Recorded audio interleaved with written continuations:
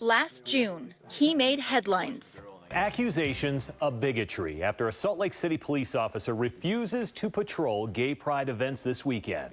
But Eric Moutsos says that's not the way it happened. It wasn't about protection or security. A motorcycle officer, Moutsos says his assignment was to perform choreographed maneuvers at the start of the parade. How I felt was that you are going to be a participant and look like you advocate this particular cause, and I don't.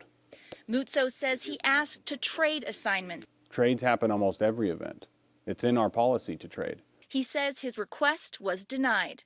In discussion with them, I said, I'll still do this. I will still be there to do it. 2 days later, I was brought into one of the commander's offices. They took my badge and my gun for discrimination. 2 days after that, it was blasted all over the news. Officer refuses assignment.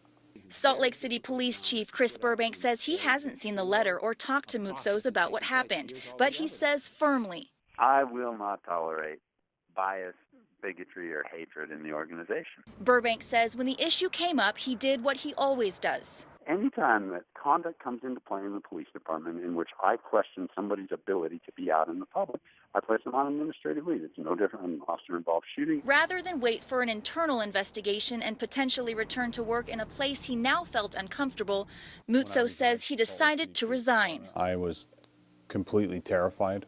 I didn't know what I was going to do.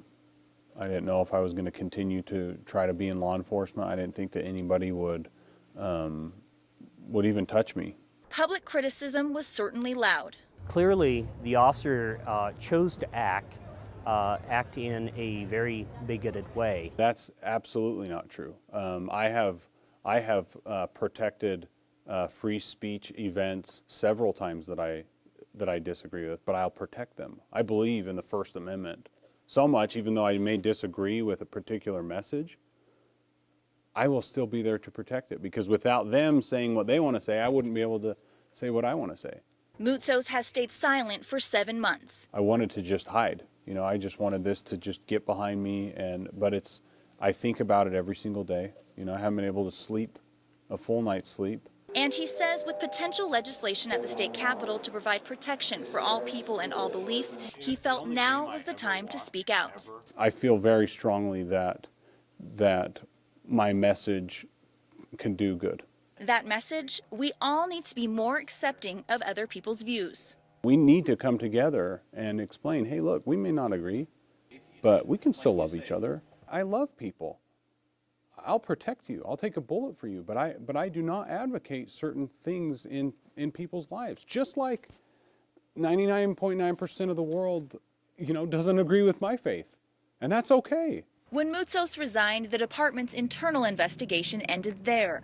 But could things have turned out differently if he had asked to trade without revealing it was because of his personal beliefs? What are you really thinking if you're going to put forth that view to other people in the police department? Are you really fit to be a police officer? That calls into question someone's judgment, if you ask me. Moutsos is back on the beat in another department, but Burbank says in his department, you have to be able to do your job and set your personal feelings aside. I don't think there's a possible way that I could be a police officer and check that at home, because I desperately need my faith in this, especially in this line of work. Ashley Kewish, KSL 5 News.